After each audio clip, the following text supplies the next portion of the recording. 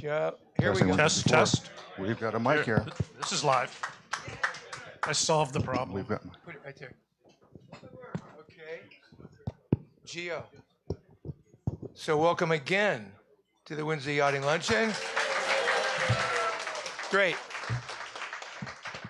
So before we get on to our matters of the day, a little bit about future speakers.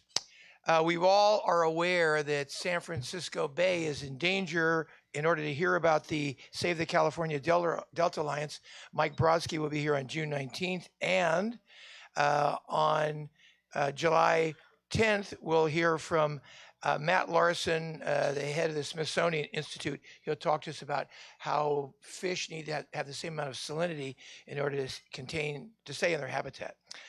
Then, of course, we'll have on June 12, Luke Muller, who's on the U.S. Olympic sailing team.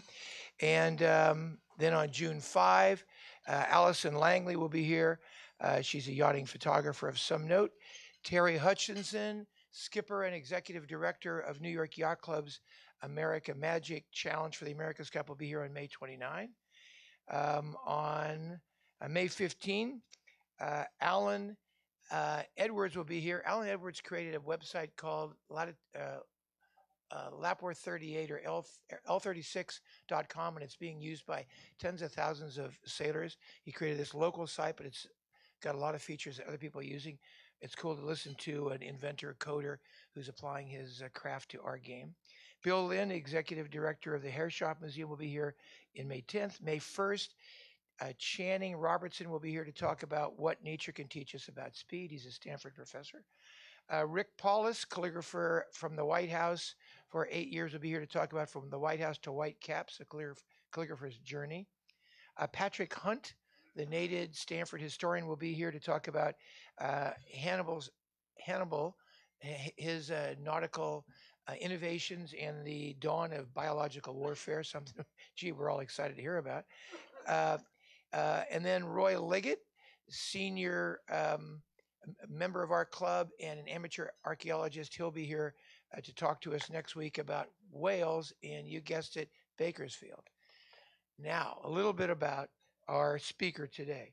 It wouldn't be the case that we would have a roast without thinking the most natural person to be roasted would be our own Terry Anderlini. And what we're going to do is we're going to go through this roster of roasters. If you don't see yourself on the list at some point, wave your hand. We'll put you up here anyway. I want to point out that we'll have Terry right in the middle, or on the far in the middle, and so at any given moment he has the opportunity for rebuttal. And as a lawyer, I know he's got some skills at doing that. I want to point out also that it's very important to recognize you get to see a person in their essence when they come and sit before us in the collegial environment of the grill room, and he's getting roasted. And appropriately, Terry's first question to me when he got here today is, "Where's my makeup man?" And so we tried to hire somebody, but they wouldn't take the bait, no matter what we were offering them. But so right off the bat, we want to bring up our roast honoree in the Celebrity Sailor Roast, Terry Anderlini, staff Commodore.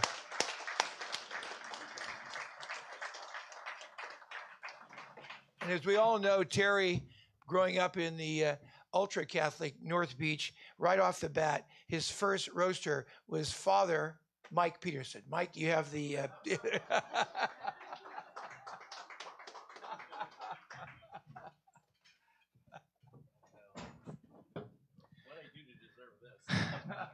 Dearly beloved, please bow your head in a moment of silence as we all come here to witness the passing of a once great reputation, of a once great man.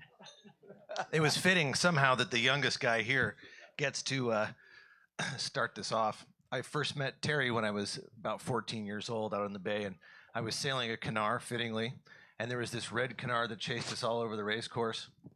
And at the end of the day, somehow miraculously, we'd won 2 races. And I said, "Who's that guy in the red boat?" And he goes, "Oh, that's Terry." I go, "God, this is easy. He sucks." But without taking it down a bad path, I'm grateful for 29 years of knowing this young man here. And he looks damn great for 92 years old, doesn't he? Yeah. Thank you, Father. You're welcome. But I actually want to kick this off in a positive way because Terry's been a great influence in my life and pretty inspirational. You know, he had all the opportunities growing up in North Beach to become, you know, we call him capo, like he's head of some mafia. But it's just not in Terry's makeup to be the kind of guy who would, you know, command a group of people who would do salacious, horrible things, extorting money. And, well, he's not the head of the North Beach Mafia, but he did become president of the California State Bar Association. So I guess that's actually close. You make more money doing that. Yeah. And he's not in jail. But actually, about 6 weeks ago, Terry lied and told Regan that he was going to go on a spiritual retreat in Mexico. He was down playing golf and smoking cigars. And Regan said, Mikey, I need your help. I need you to bring that great big SUV over. I'm ashamed to admit it, but Terry's a terrible hoarder. And we've got all these things he's been holding on to from childhood and whatnot, and we just need to throw it all out. So I came over and we started throwing boxes of stuff. I mean, old bowling trophies and, you know, second runner-up to, I don't know, high-speed quilting and basket weaving. He's a multi-talented guy. And one of the things I came across is this, and this is Terry's childhood Bible that he always kept. And Regan just pitched it out, and I found this piece of paper fell out of it, and this one here. And it turns out that Terry has this very introspective side. He's quite literal, or literally. Inclined? He's into literature, yes.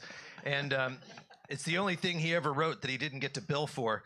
And what he did was... You're going to get a bill next. When he had a hard day at the office or at the yacht club, he would come home, open his childhood Bible, and he would write a short poem. And so I just picked a couple of the best to give you a little insight into this magnificent man as he grew up through the ages. In August 1976, he wrote a haiku. Recent graduate, summa cum laude, and still home and unemployed. In August 86, he writes, practice makes perfect. Why, after practicing years, am I not perfect? And then 6 months ago, I'll give this back to you when I'm done, Terry. 6 months ago, in a quiet moment, he writes, remember, wanting to change the world, help others, wake up, I still can. But finally, Terry was a great leader for the club, Commodore in 1996, and he wrote this. The boys at the bar are so mean. They won't say a single nice thing. They say I've bad hair, and I curse, and I swear, but to hell with those exclamation point, ampersand, dollar sign, ampersand, pound, pound, exclamation point. He was still improving.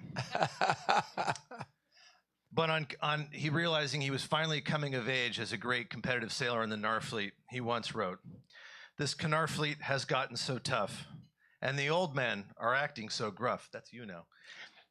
But I'll do it. I'll show them. My brave heart is growing. My poem and teddy bears are enough. Congratulations, Capo. Thank you, Father Mike. Thank you. You did a great job. None of it's true. It's all fake news. Huge fake news.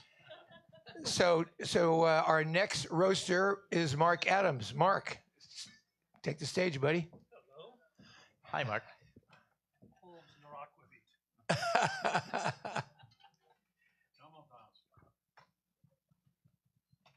Well, this is going to be fun. Do I have to look at you? So I met Terry back in the early 80s when I started sailing Knarrs and raced against him for a number of years. And he was good.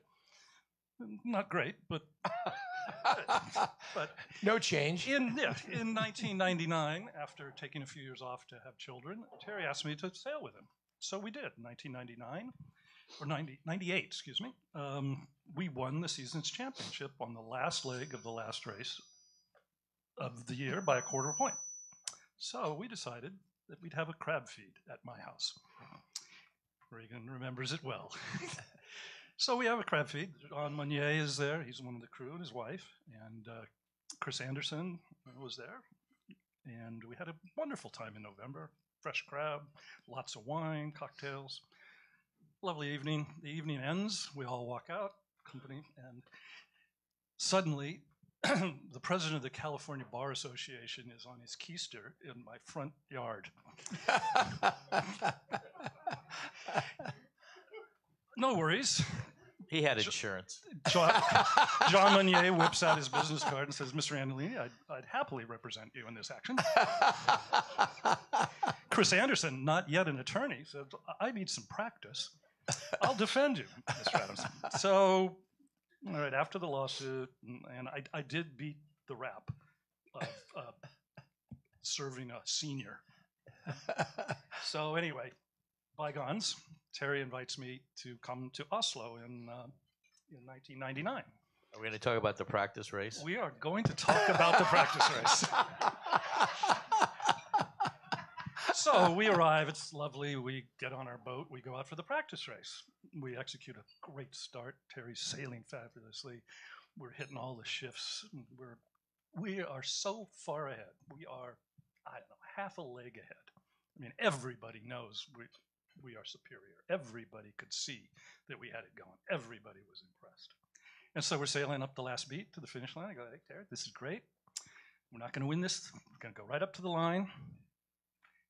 We're going to bear away, jibe, and then we'll sail back through the fleet. They'll know we won, and we won't incur any of the damages that come when you win the practice race. Nothing good can come out of winning a practice race, in my opinion. I'm a man of science, but I believe that. So You converted me on that one. now, don't get ahead of yourself. So we go up, and Terry is irate. I mean, he is yelling. He's screaming at me. And I'm going, no, it's your deal. I am not part of this. You want to win the damn race? You win the damn race. But I let the jib off. I let the main off. He pulls it back in. I let it off again. Finally, he says, well, he cursed at me, and he said, and we finish. And I go, nothing's good's going to come of this. Nothing good. So we sail back. It's a light air series. We only have 3 races. So it was Olympic scoring back in those days. So we had 3/3, very consistent. Any other regatta, that would be fabulous. Except Frank Berg had 3/1, which means he had 0 points. So we go into the 4th and final race, and we do what we have to do. We win the race. This is the actual trophy for winning that race. And we watch Frank Berg claw his way back from 20th to 19th to 18th to da-ba-da-ba-da-ba. He finally finishes 11th. And Olympic scoring was that he got his finish point 11 points plus 6. So our 3/3 were worth 5.7 points each, which is 17.1 points. Frank Berg had 17. Nothing good came of it. Doug, you remember that? Like it was yesterday. Wow. Yeah, it was that way. Yeah. And if you go look at the IKC trophy, that beautiful silver Knarr, in 1999, Frank Berg wins, and it says below that by 1/10 of 1 point over Terry Anderlini, which is a pretty classy thing. Yep, Frank did that to me too. Yeah. And I give you the glass here because that would have been the glass that you might have won. That's very touching, Mark. And it is full of aquavit, so okay. Have a sip. It is okay. Carry on, big guy, carry on. You weren't kidding. But don't win the practice race. Nothing good can come of it. I learned my lesson. I've been humbled. I will not win any more practice races, I promise. Next up, Terry Stubens. So, Terry, we would have had a bigger crowd, but most of Terry's best clients are, couldn't get out of parole. Otherwise, the place would be filled up. Yeah, I successfully practiced law and put them all in jail. So most people here are all talking about his great boating skills, but Hans and I have had the opportunity to cruise with Regan and Terry a couple of times. And I could talk about the time that when we were checking out the boat, when Terry did our Commodore's cruise. And when we went to go check the boat out to make sure that someone knew how to drive, Terry suddenly told my husband, at the last moment, oh, I flunked this test before, you're going to have to drive. That's Or I right. could talk about the time when we were having lunch and we looked back and the dinghy was quite a ways away from us because it didn't get tied appropriately. But really what I want to share is you know that you have an Italian coming to join you when they came on our boat to cruise for a week, and he showed up with a case of anchovies for 6 days. You got that right. I love it. Yeah.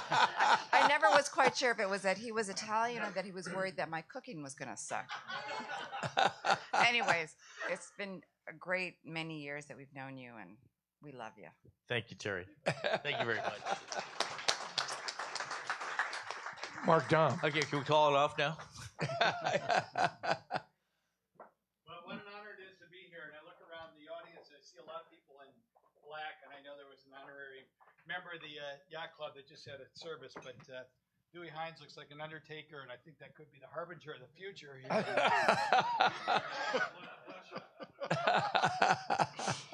So I was welcomed to the Mike. Anderlini family about 20 years ago when I bought into the Bonino program after I crewed for a while, which was a great honor to have Terry be under Terry's wing and into the family, and obviously with Regan and Gina in the back and the rest of the crew, and it was just really, and I'm convinced that was a key into the fleet was. You got to find the right family. It's not just the boat. It's not just the sailing. It's the Knarr, total Knarr experience, which is great. And I'll talk about the sailing in a moment. But there's a couple other aspects that many of you know and appreciate. But some of the Mount Shasta adventures that many of you have been on. I got to tell you about one of our first trips to the summit with Terry, and he was explaining it to me. And this is real mountaineering. We're putting crampons on and lines and. So we're hiking up to Helen Lake at about 8,000 feet, and Terry said, "Yeah, we're going to share a tent, and so we're, I'm prepared for all that. We had our permits ready to share a tent with Terry, but you have to remember it's liquids in, liquids out, on these excursions because you're just totally trying to hydrate. Well." What comes in's got to come out, and that was absolutely the case. So I had Terry calling over me most of the night to try to get to the exit of the tent. A little uncomfortable, and then he had his CPAP, his portable CPAP machine on, and so there I was trying to sleep next to Darth Vader most of the night. That's true. That's not fake news. But those of you who know, Terry is a great outdoorsman and a great athlete, and he's still. And I have the privilege of going up this weekend with Regan and the family and go skiing, and we'll enjoy all the potpourri of activities. Which leads to another point about Terry that many of you may or may not know, and he is the master of parlor games and amusement parks. So when we went to Denmark on multiple times, you got to go to Tivoli Gardens. You got to go over to the, and I can't even pronounce this, the Bakken Klumpenborg in the Bon Bon amusement park. And Terry is just the master of these amusement park games, whether you see him playing darts or as a pool shark or, we're playing skee ball for all things. And Terry's, got to challenge me to skee ball. And then there was the water pistol where you shoot it in the clown's mouth and it blows up a balloon and pops. Well, Terry won that contest too. And we carried on. So that was fun. But in closure, getting back to the sailboat racing, which is, perhaps his legacy here in many ways. I mean, he is the master of short tacking the city front. And many people in the room will attest to that. And I've learned many a thing from that. Also, a master at starting. And a Knarr, where the upwind speed is the same as the downwind speed, that's always a huge thing. As if you can get a clean start, it's a big deal. But one of the things that's really amazing is, despite my many years driving with him, most of the accidents on Bonito, and I admit it, have been caused by me, and so I'll crash. And Terry wouldn't crash in the Knarr, but let me tell you, you put an engine in it and stand by. Just look out. Terry declared war on machinery a long time ago. You get him driving the powerboat, he strides away from that. And ask Mike Peterson about his adventure on a snowmobile, for God's sake. And here Regan gets a brand new tractor to plow the driveway in Shasta. Terry won't get anywhere near it. He won't drive it. She won't let him, for God's sake.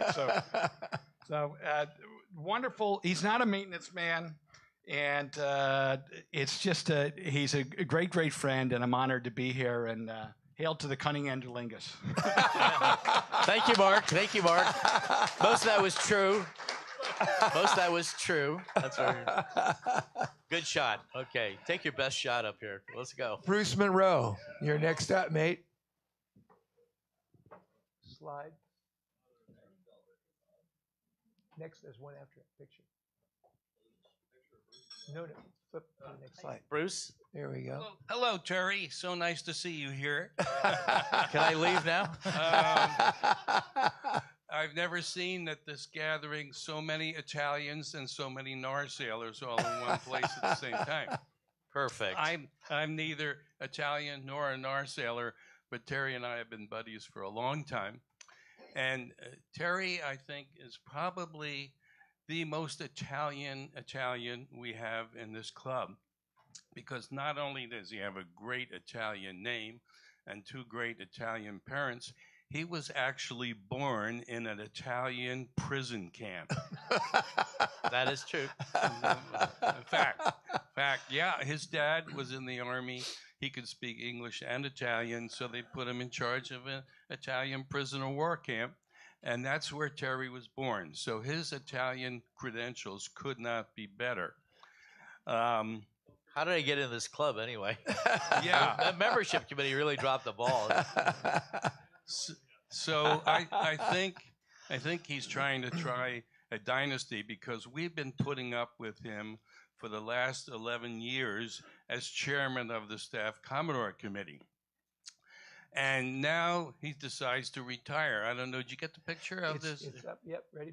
The retirement. Got it. We had a very nice retirement There's a picture. party. There he is. There, on his way out is our chairman.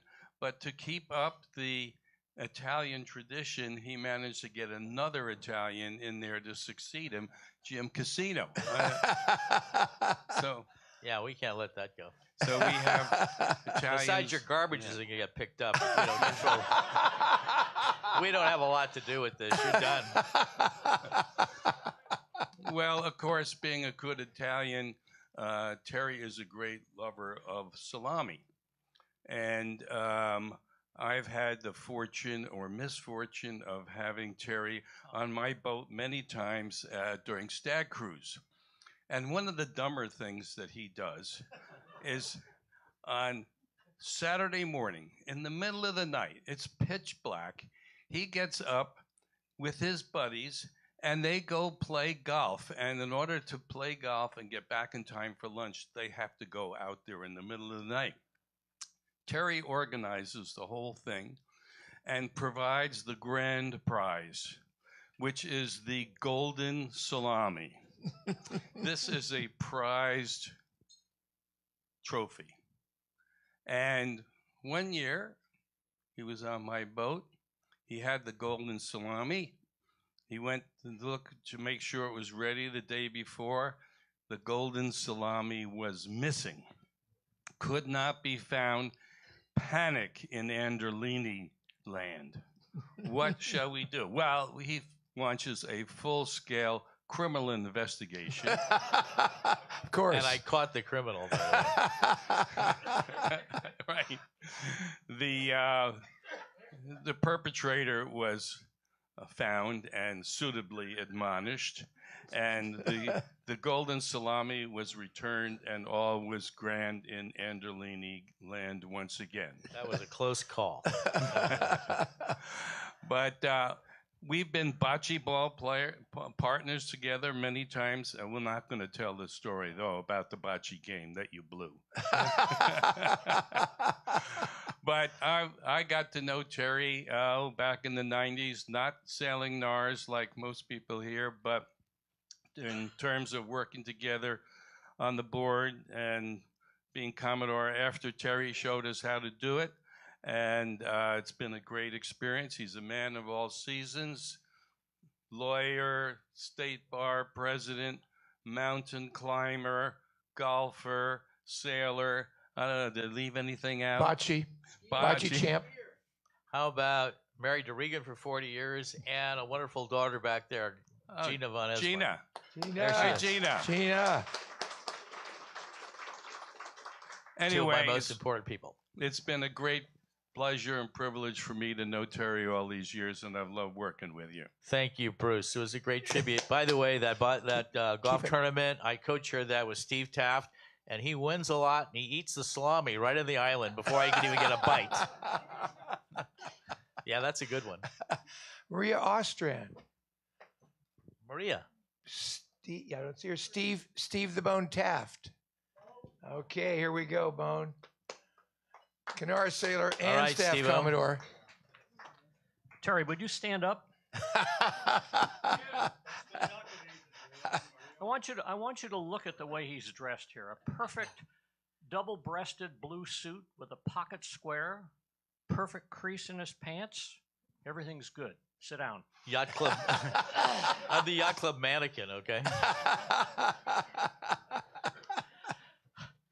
One of the things is that Terry and Regan have had a place up in Shasta for a long time, and I know Regan spends a lot of time up there, and she's got a great garden and everything up there. And I think she's up there every weekend when Terry is sailing and when he is playing golf. Because I want to tell you, she would not let him out of the house dressed the way he shows up to some of these events. If she saw him, she'd say, "You're wearing that?" Exactly. So anyway, I think what happened is that when Mike and Regan got together, they forgot to throw out a lot of this stuff. Because if you ever want to see anything, come down here Saturday morning before the start of a race and look at this. It's unbelievable. And I suspect that there may still be some of those anchovies in there.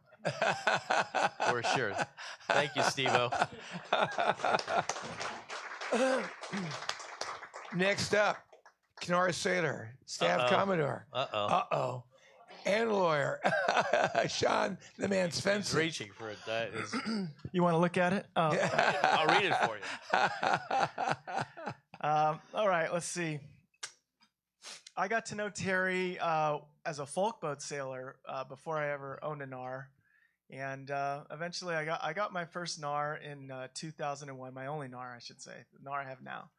And my very first Knarr race was up to Black Collar and then all the way down to Blossom. It was blowing pretty good. And I had a really good first beat, and I was in the mix going downwind past Alcatraz out there. And we had a jibe, and I jibed, and in the folk boat class, you put a lot of vang on, and I just didn't realize that I had too much vang on. So I jibed, and the boom just exploded. Sails flapping around, and I'm like, so we're going to have to jib reach over to Pier 39.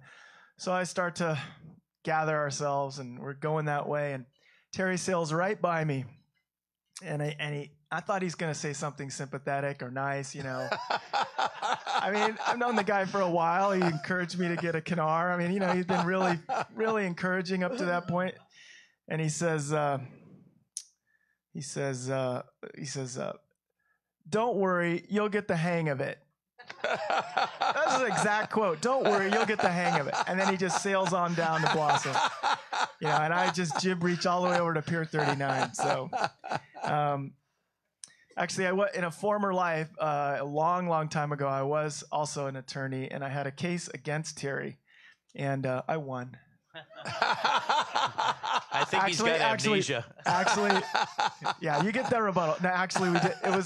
We played to a draw, but in Terry's world, that's a win. I mean, so you could go up against the best and play to a draw. That's definitely a win. I still have it in my record book. But so the other thing about Terry is he is a risk taker. I mean, he is a real risk taker. When I got my boat, I mean, I've been racing Wednesday nights a lot, and I remember the very first season, at least 2 or 3 times, Terry started on port tack right in here on the rocks. He still does it to this day, all the time. And when I saw him do that a couple times, I said, "Oh my God!" I went back to boat yard. I'm like, we got to buy all the red all grip paint that all grip has on the shelves. And so we stocked up all the red all grip paint. And I have to say,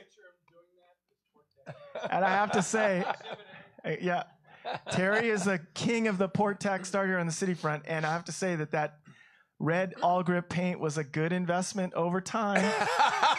Because I think you may have single-handedly over time, supported at least one college education probably for my kids.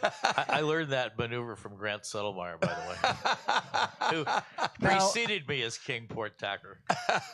As all of you know, I was a Commodore here in 2015, but to become, to get on the flags, you have to go through the nominating committee process. And when I went through the nominating committee, Terry here was the chairman of the nominating committee. And,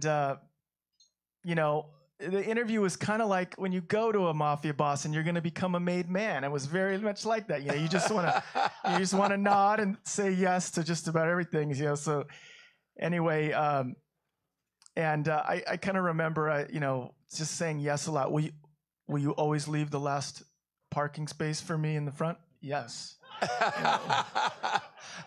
When we race, will I always get the closest spot at the guest berth? Yes. Will you ever move my burgee, my flag, up on the wall in the room? No.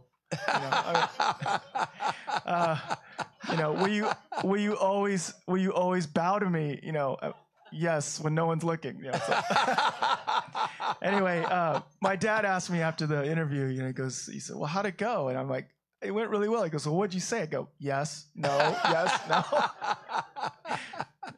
But then after becoming a Commodore, then you go into the super ultra secret staff Commodore committee, which, as Bruce said earlier, Terry's been the head of for the last 11 years. And so I'll just tell you that there are certain rules in Terry Anderlini's staff Commodores committee. They go somewhat like this. They go up. You can disagree with me, but it won't end well. If you agree with me, you'll stay a made man. You were a Commodore once, but you weren't nearly as good as me. If you take the minutes, be prepared to feel like you're in grade school again when you see my edits. And you can vote, or we can vote, but only if I frame the motion and I second it. So I guess the last thing I'm going to say is this really epitomizes Terry, our relationship. It really does epitomize it. The year I was Commodore, it was the intra-club regatta, and there were a bunch of Knarrs in it. And it's sort of like a foregone thing. The Commodore is supposed to be given a little bit of latitude, right? But not with Terry.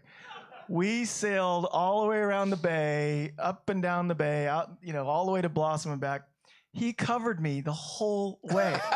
Like literally every maneuver I made, he covered me. Every single maneuver. It was the longest match race in history, the longest one I've ever done. And we came down to the finish line here, and you know what? He beat me by about a yard. Remember that? I think it was about 5 boat lengths, but it was about a yard. So he loves you. He'll love you to death. He'll be your best friend. He'll take care of you like a godfather will. But when it comes down to that last yard, he's always going to keep it. That was great. That was great, Sean. You forgot one of those Commodore rules. I'm going to give it to you so you don't forget. One was, Sean, I'd really like to agree with you on that point, but if I did, we'd both be wrong.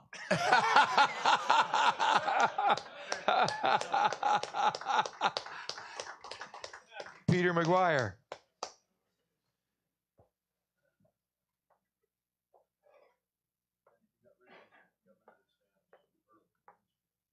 Hello, Peter. This is a roast, right? No, it's a tribute to a famous person.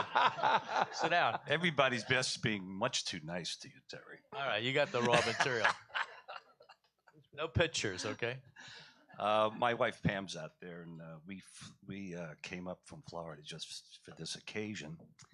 But before I left, I asked Ron. I said, "Gee, Ron, we're coming a long way. Are you sure there's room?"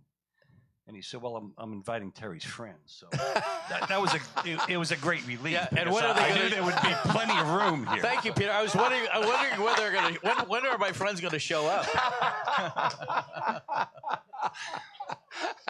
Now, Terry married Pam and me, and I'd like a show of hands. Did he marry anyone else in this room? I knew I've got a special going this week. In case I knew you charged me too much. it's still lasting, so I think you got your money's worth. Well, how can you possibly say anything bad about a man who married you? Well, I guess if you're Catholic, that might not be entirely true. But given Terry's vast experience with marriage, when I said I was getting married, he did remind me that marriage is the only situation requiring witnesses besides crimes and accidents. So. But he said, Peter, I want to give you a gift before the marriage, and I have something special. And he came to me and he handed me a small revolver. And I said, geez, Terry, that's kind of weird. And I looked at him, I said, I'd rather have your Rolex watch. And he said, well, you're marrying this beautiful woman, and, things happen, and, she's got to attract an awful lot of attention. So, if something happens and you come into a situation where you find her in a compromising situation, I mean, are you going to look at your Rolex watch and say, time's up? Okay. That's why you don't deserve one. But Terry's a sailor, he's Italian, he's a golfer, so it gives me a lot of ammunition for this particular rose. So, as Terry's, I was on Terry's crew for many, many years, and frankly, I couldn't ask for a gentler, kinder, and more considerate skipper. And I quickly realized that if I did ask, I was no longer going to be on the crew. So. That's right. Now, one thing I did with Terry that I really enjoyed, we played golf frequently on several different occasions, and Terry likes to move things along when you're playing golf. He doesn't like grass growing under his feet. But we were out at the Presidio one year, and there was a gentleman in front of us, and he was a pretty slow golfer. And after we make the turn, we talked to the marshal, and we said, Marshal, this guy's really slow. He said, oh, boy, this guy has been playing here for years and years. He's an older man, and he's basically lost his eyesight. And I said, well, gee, that's terrible. And Terry said, well, can't he play at night? Compassionate. Terry is compassionate. Yeah. Well, no. Thank you, Peter. Everything I said about you after those various races we lost, it's all true. No, I'll just leave one last anecdote about Terry, and it has to do with the law practice. I was in his office one time, and I saw this copper wire on his desk, and I said, gee, Terry, what the heck's that about? And he said, I just want my clients to know how much I fight with my partner for that last penny. Okay. All right. I like that. Thank you. Thank you, Peter.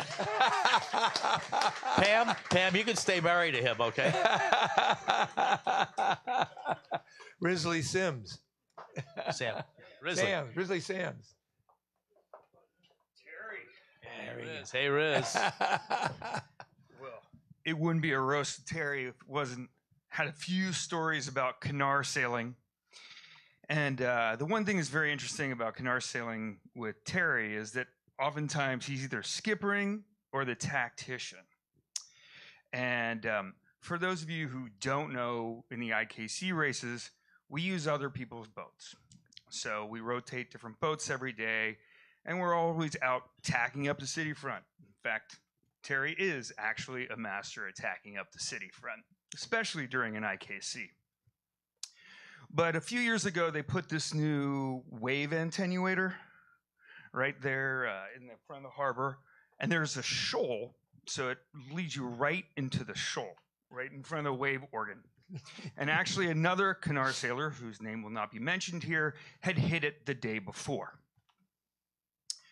So this is where it comes in, where Terry's calling tactics, and I have my tactician, Eliza Richards, and she's doing a great job calling tactics. But I'm in a boat, it's someone else's boat, I'm right up along the wave attenuator. I'm the weather boat, and Terry's right to leeward of me, literally about 2 feet to leeward of me. I mean, and we are right along there. So I am making a beeline for the shoal, and I'm gonna hit this thing. So Eliza says, "Hey, Terry, give us room. We need some sea room here." I don't hear anything. I'm doing what I'm supposed to do and drive. And Eliza just says, "Hey, Terry, it's your boat." Oh, yeah. Then I hear the, "Bear off!" Give him room, give him room.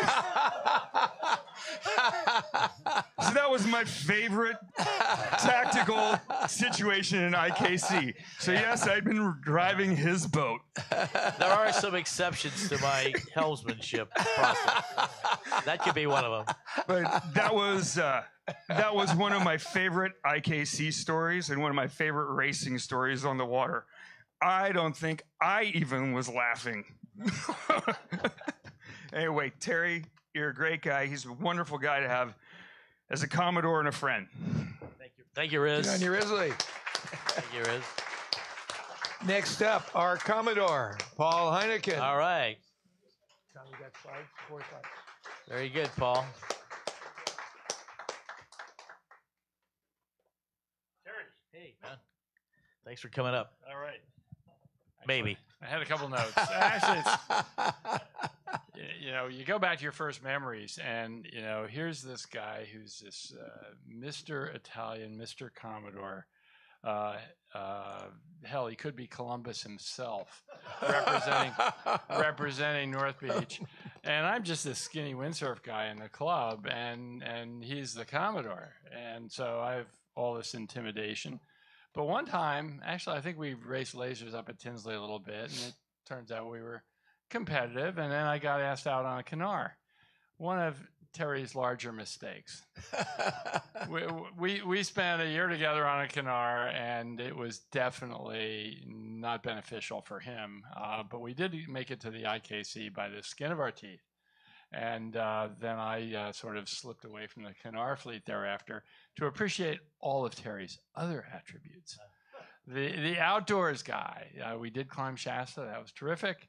I threw some pictures up there. Then Judge Joe here is seen there on screen there as on our New Year's fishing adventures out on the lakes up at Shasta. Terry's in the background there. I forget if we caught any fish, but we definitely experienced one of Terry's many toys. His basement up at Shasta is nothing but toys. Can you imagine the first thing you get is an auger to go through the ice? It's this big. And we've got a ski, carry, snowshoe out into the middle of the lake with all of this stuff all the time. So that's been really great in the wintertime. Obviously, fishing is a big part of that. What's next? I think skiing is next. And we've also been able to participate with Regan and Terry in backcountry skiing and on the mountain. So we love it up there using the toys. And in fact, last year, or maybe the year before, we talked him into trying to go snow kiting with us. Because he's got two snowmobiles, and we go up to Bunny Flat, and we go take my kids all the way out with their kites and their skis and their skier. And the wind is swirling all over the place, and it's a good thing they didn't try it. They might have gotten blown right off the mountain that day. But so then you come back on New Year's Eve, and what do? You get these lighted bocce balls. and take them down at 0 degrees to the bocce ball court and keep yourself warm with various beverages, and try to keep your hands from freezing on these lit up balls. It's really quite an Anderlini experience. You got to drink some grappa for that one. I think one was blue and one was orange. All right. Grappa helps a lot, though. So I'm sorry I don't have any more embarrassing stories to tell, because we've spent so much fun time outdoors and up at Shasta. That was the other piece of the story was years ago, Janet decided she wanted to get a piece of property up at Mount Shasta. So she goes off and buys it. And then we never go up there. And then I'm driving my kids up to the gorge to sail a 29er, and we just park in front to say, hey, is it still here? And some guy walking his dog comes by and says, oh, yeah, you have that property? Well, the one next door, some other sailor guy just bought that. I said, really? A sailor guy? I wonder who that is.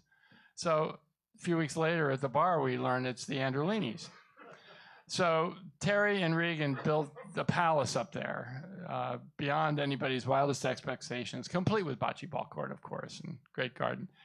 And we get to stay there purely because we have promised them we won't put a double wide in next door in their view.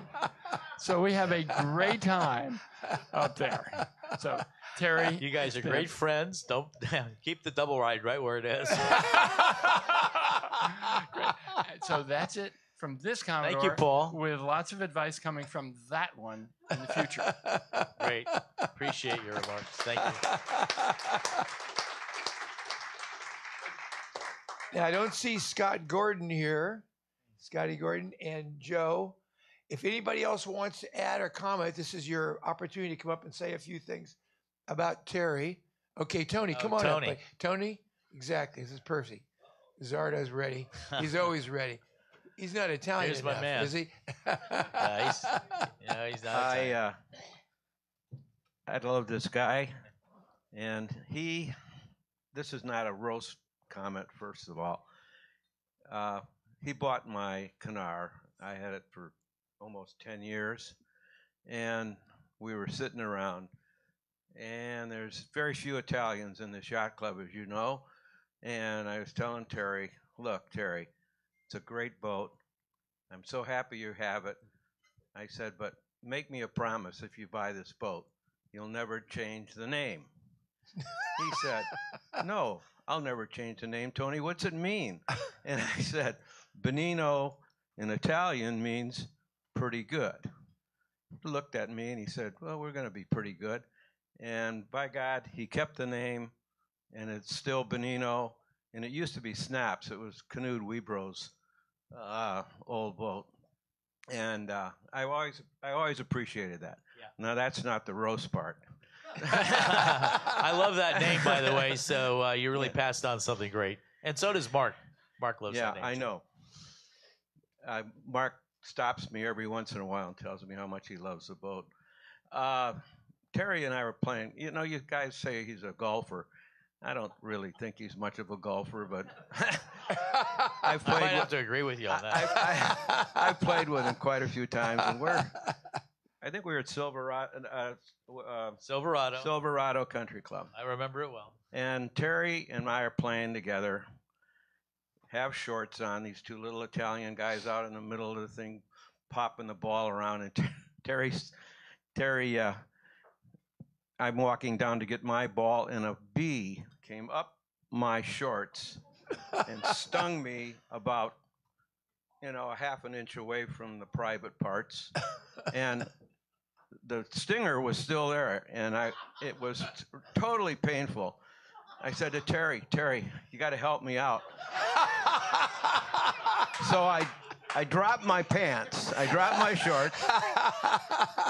You can imagine these two guys again out in the middle of this country club.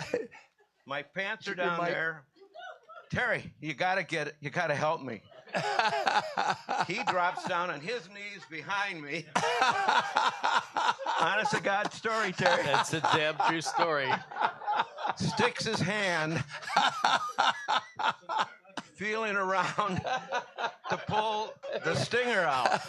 It's a small stinger. It's a real teeny, hard to find. He got the real stinger. I mean, I have to give him credit. He knew the difference between that little stinger and the other little stinger. We just looked around and we said, if anyone that's living on this course with all the houses there, if any one of them would have seen these two little Italian guys out there, one guy behind the other guy with his hand up trying to find the stinger, it was a riot. And we've laughed about it for years. Yeah, it's so true. And even though it wasn't anybody looking down on us, I think we were playing at Fisher's birthday party, and Fisher was in this foursome. He's, what the hell are you guys doing over there in the bushes? I saved you, Tony. You did. Above and beyond the call of duty, by the way. And I love the other story about the golden salami because of the many times I've played and gotten up early in the morning. I don't remember who was talking about that. I guess Bruce. But we did get up, either take my boat. Terry always organized it, and Steve's played in it. It's been some of the fun times. And then we'd bring the golden salami back. I won it a couple times with my partner. We can't win it anymore because Steve brings all those ringers. But anyway, Terry, thank you, Tony. Congratulations. You're a good man. Thank you, man. Okay. Here we go. I got one thing I need to add about that the time with the bee and the stinger. So Fisher comes up wanting to know what the hell is going on. I was in the group in front and watching this. So I come up to Terry and I said, what was the bet?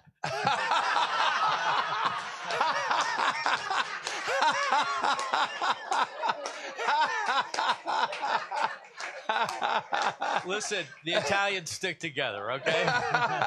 We really do. Louisa knows that.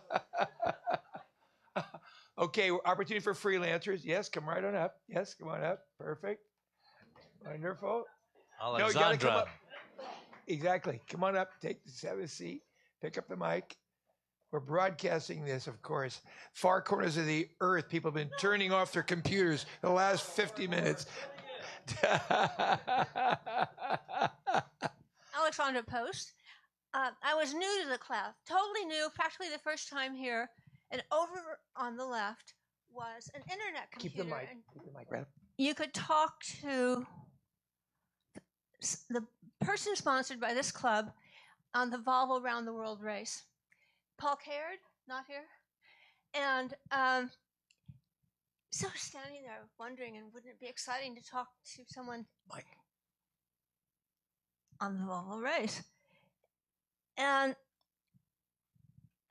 as I was standing here, this man came up and started kind of shoving me over a little bit and saying, well, we can do this together.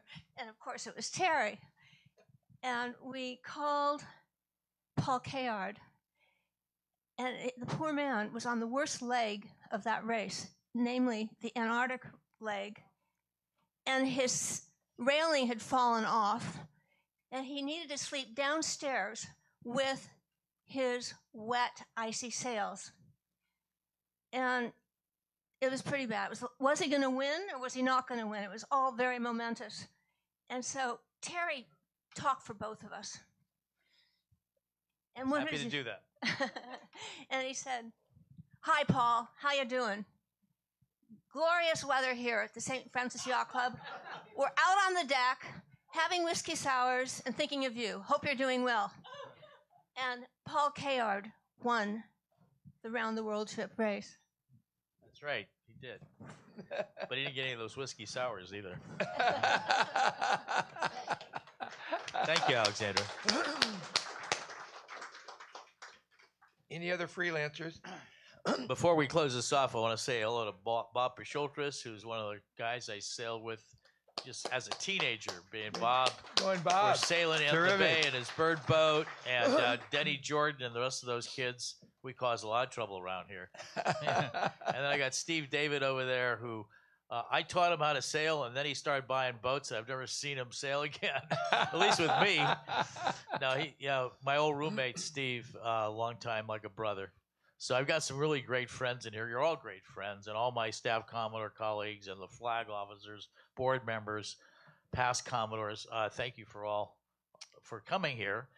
And now that you're here, I mean, I think the program's over with, but I'm going to. Well, wait. Yeah. We should say there would have been many more people here, but Terry's not really the youngest guy around, and most of it, we couldn't get all the walkers in. So if we would have had more room for the walkers, we could have done that. No. And I remember a long time ago when Terry asked me to be in long-range planning, like 25 years ago, and I said to him, long-range planning, Terry, well, I mean, from your perspective, how long is long in long-range planning? And Terry paused for a second. He said, well, when is dinner? I'm Italian. Okay. And then at time we're up at his place in Shasta. And I have a bocce. We have a bocce court in Mill Valley, which he's seen. And so we're playing bocce. And right off the bat, I shoot a ball that's really, really close. And I think that's a great roll. And then Terry rolls a ball. And the ball goes around my ball, comes around, turns like this, falls a little down this little hole, down another little hole, and rolls right up to the bocce. And I say, Terry, good grief, you got to rake this bocce court. And Terry says, no, this is my house. This is my bocce court. That's true. And I pay the guy who rakes this court. Can I tell Ron your next story? Well, I got one more. So a long time ago, about 30 years ago, Terry's sailing his Knarr boat, and I'm sailing my ID. And I say to somebody something about Terry, and the guy says, Terry's the king of the short tack. And I said, wait, king of the short tack, how did he get that reputation? And the guy said, well, if you've seen Terry, he's very short, and that far back in the fleet, he's got to tack a lot. All right. Okay, so Ron, here's the one for you. We're doing a Wednesday.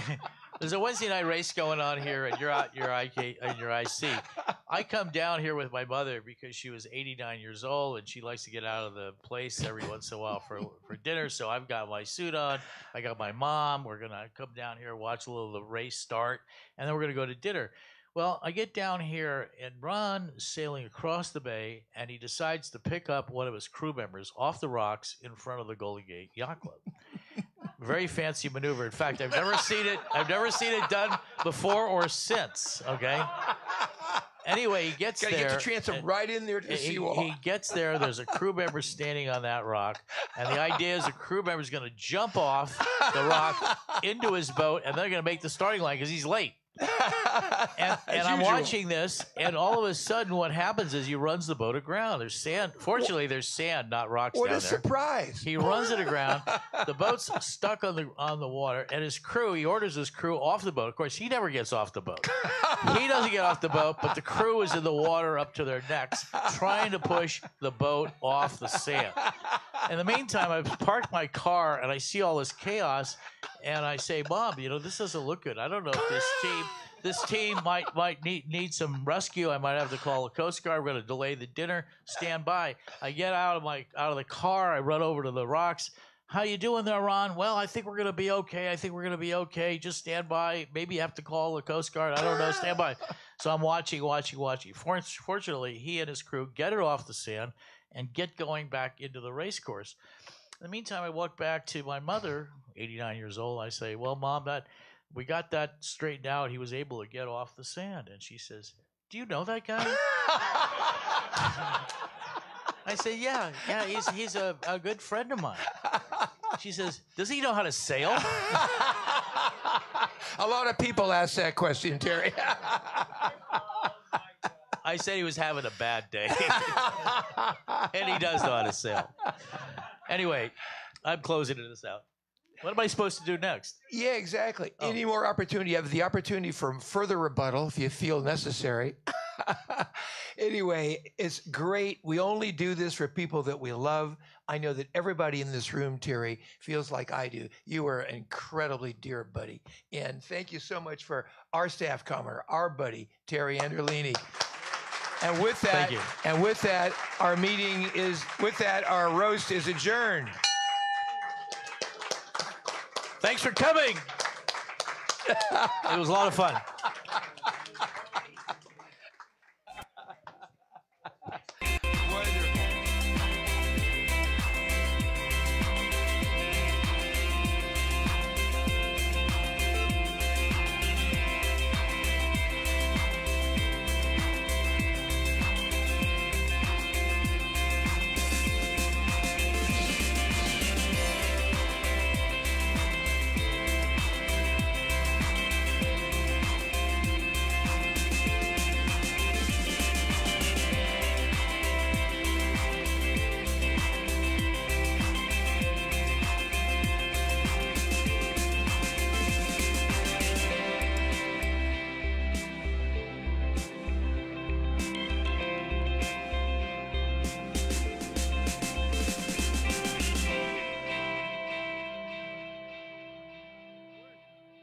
Roasters to the stage for a photograph, please. All roasters to the stage. Terry Steubens. Terry Steubens to the stage.